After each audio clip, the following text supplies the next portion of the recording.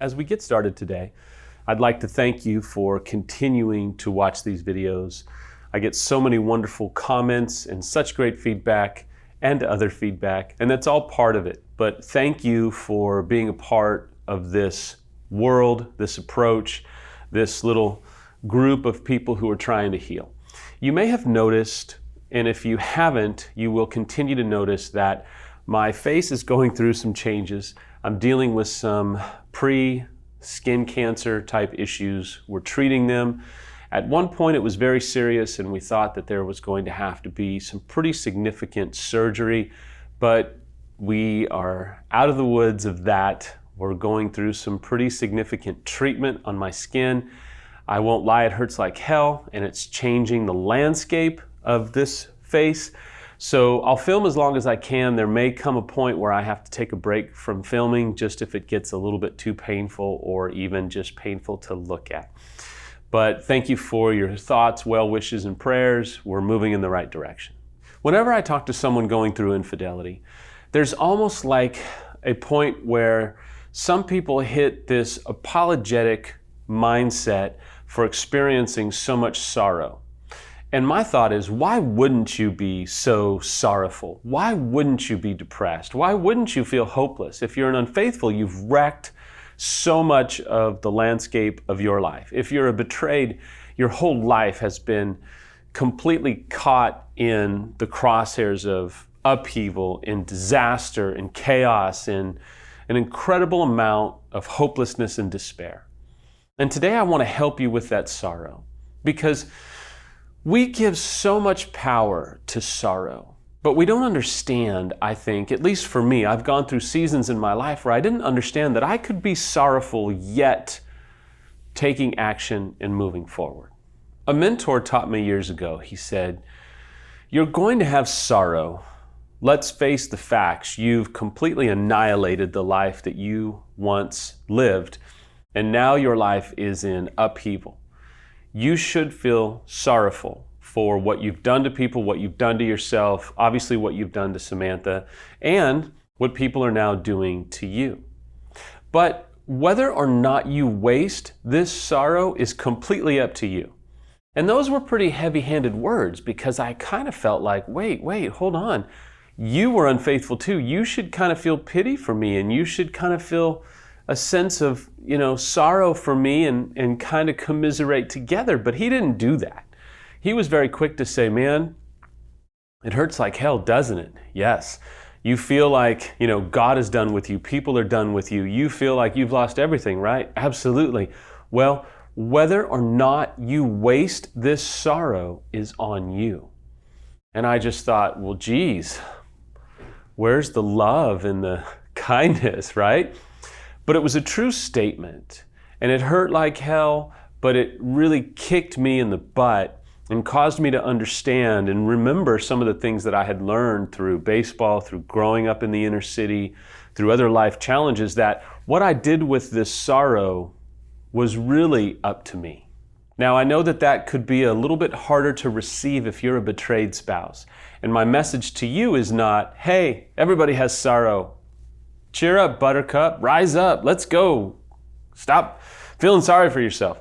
None of that is what I'm saying to you today. There is a strong statement to you that I get it. The sorrow that you feel is immense. And slowly but surely, you are going to be able to see that sorrow actually help you. It's really what we do with the sorrow, the hopelessness, this despair, this agony. It's really kind of up to us how we choose to allow it to mark our life in the next few days, weeks, months, years, and even decades. I have learned that for me, what I have to really hold myself accountable to, and the close circle of accountability in my life holds me to, look, what are you doing when you're depressed? What are you going to do when you're despairing? And my submission to you is, look, you're going to feel all of the things that I've already mentioned, but what do you do while you're feeling and experiencing them? Are you doing more damage? Are you lashing out? Are you causing more pain?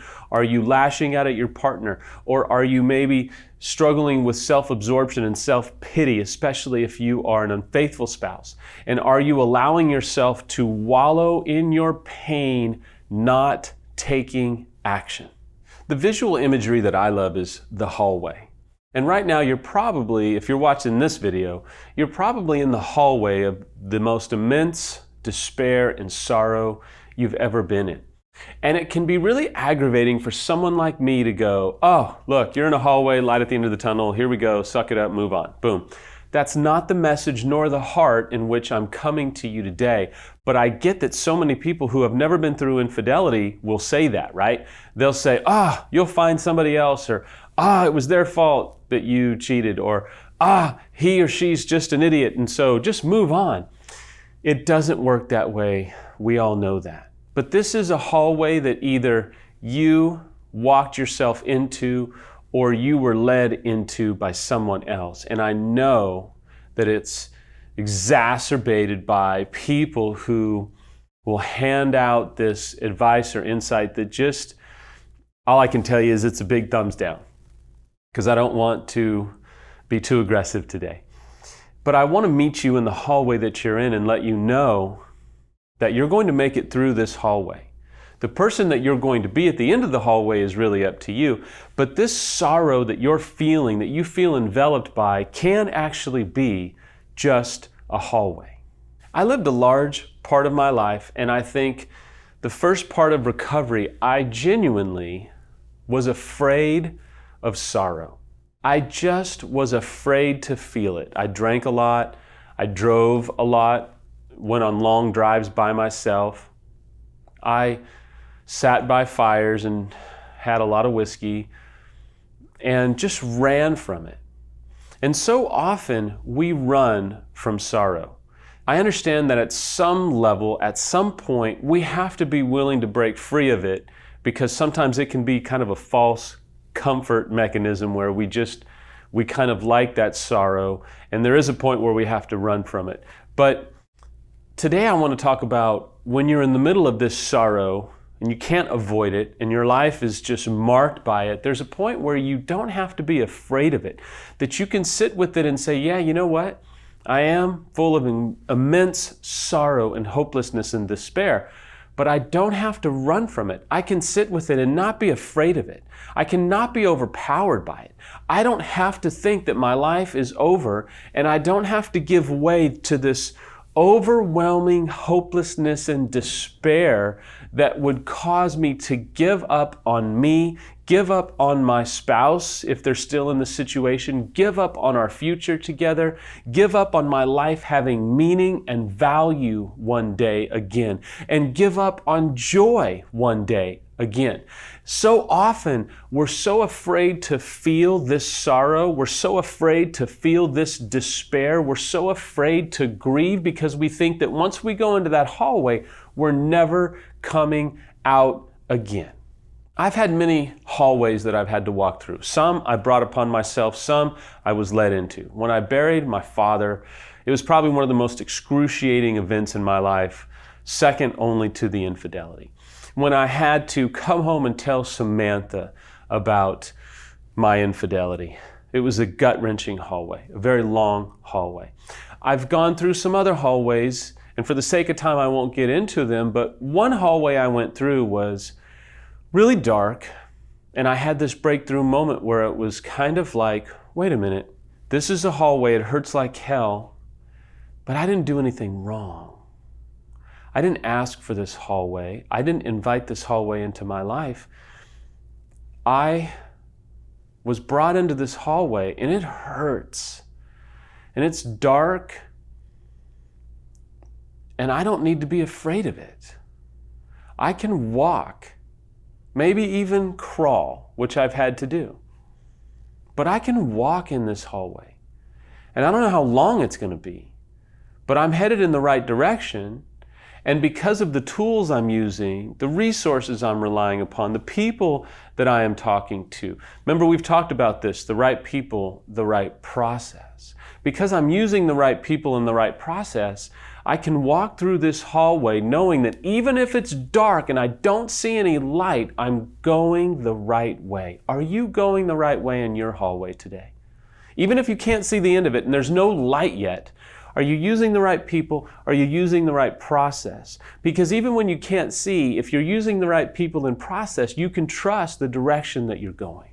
For me, there came a big revelation, if you will, where I realized, wait a minute, this hallway is supposed to hurt, and this hallway is dark, and for this hallway that I was in, this is a part of life that I'm having to face. And not everybody faces this hallway, but I'm going to face it. And you know what? It's okay that I'm feeling what I'm feeling. I don't have to be afraid to feel this immense sorrow. I don't have to be afraid that it's going to overpower my life and render me useless. I can feel this. And I've had to even say, sorrow, I'm not afraid of you. I'll feel you, but I'll keep going. Hopelessness, despair, anger, confusion, I'm not going to be afraid of you. I'm going to go through this hallway. I'm going to move forward. I can still feel these things, but not be rendered powerless and not be paralyzed by you. Because you probably know what it's like to feel paralyzed by that fear, that overwhelming confusion, and just the emotions that come with that. But I want to encourage you today that you don't have to be paralyzed by it. This is a hallway. You're going to come out of this hallway. You have to decide who you want to be when you come out of that hallway. You have to decide, even if you're a betrayed spouse, you're going to have to decide who you want to be and the type of person that you want to be when you come out of this hallway. That's the thing I've really come to appreciate about hallways, is that I have a choice who I'm going to allow myself to become, and that's a choice for all of us. I think hallways give us an opportunity to recalibrate who we are and be honest with who we are, who we were, because that's a vital piece to the puzzle, and who we're choosing to become. Nobody makes us who we are. I know that that might be a little bit controversial to you, but no one makes you who you are. You always have a choice in who you become, how you allow yourself to be as a human being, as a man or a woman, unfaithful or betrayed. There are choices that you can make in who you're becoming. I know today, for some of you, you may be saying, Samuel, this is a big boy conversation, right? For some of you, you might think, whatever, like I get it, I know all this, that's fine, I understand. I'll tell you a final story, and then we'll land the plane today, if you will. I was talking to someone that found out about my past, and they were grilling me. And I was in a situation that I couldn't leave. I couldn't just kind of walk away. I had to be there. And they were like, man, don't you kind of hate what you've done? Like, don't you hate that you've done these things? And don't you hate that, Samantha must feel X, Y, and Z? And you could tell that they were not genuinely just trying to kind of talk. They were kind of jabbing at me. They were trying to kind of one-up me and I think put me in a position where they felt better about themselves. And I'm not going to keep speculating, but I can just tell you there was a intent to be very demeaning. And I finally, in the middle of this kind of moment, said, what do you want me to do? Hate myself the rest of my life? And I stopped what I was doing, and all these other people around were kind of like, those guys are having a mature conversation. And I said, don't you think that I hate what I've done? I hate what I've done. I'll always hate what I've done. But look over there. You see Samantha and you see my kids? We're all doing fine now. And if you have anything that you need to say to her, why don't you say it to me and I'll relay it to her. But I'm not going to lay down and die for the rest of my life. I will always hate what I've done and I will hate that chapter of my life. But this is a new chapter. And I'm not going to continue to try and have to prove myself to people like you. If you don't like me, I'm completely okay. Right now, I don't really like you. And I'm actually secure enough to tell you that I don't like you. So I don't even know why we're having this conversation. But I don't think that you want your personal life dug up for all the world to see. But we can do that if you like. I'm just telling you that I'm okay with me, and what's most important is that she's okay with me. So are there any other issues that we need to talk about? And he just, no, no, not at all. I said, no, we're done here. We're done. Later he would apologize. Later he would confess to me that he was feeling all these kind of internal issues, and it was a really redemptive moment, I think about 2 weeks or so later.